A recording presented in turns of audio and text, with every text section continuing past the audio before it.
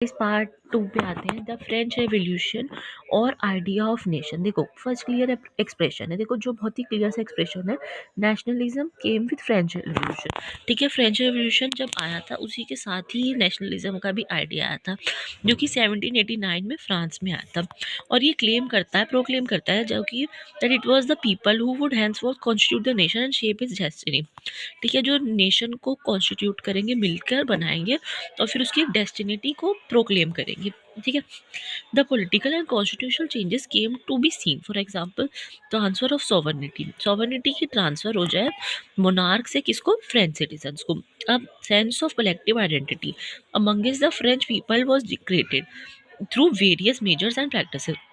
जो sense of collectivity identity के लिए जो था ना, वो अमंग द फ्रेंच पीपल, जो फ्रेंच पीपल्स है, जो कि फ्रेंच, उन्होंने क्या किया, क्रिएट किया गया, was created through various measures and practice. उन्होंने काफ़ी सारी प्रैक्टिसेस करी।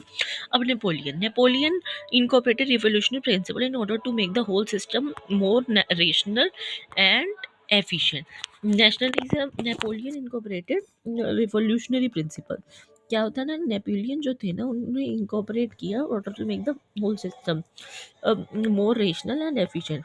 The Civil Code of 1805 usually known as Napoleonic Code। ठीक है, द सिविल कोड अगर आपसे आ जाए कि वो कौन सा कोड है, तो आप बोलना वो नेपोलियनिक कोड है, जो कि इंट्रोड्यूस हुआ गया। The simplification of administrative division, improvement in transport and communication system, removal of guild restrictions, standardization of weight and measures, and introduction of common currency were the major changes in the system।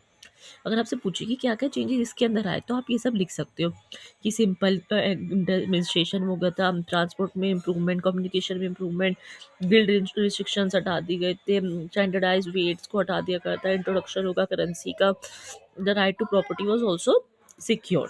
ठीक है।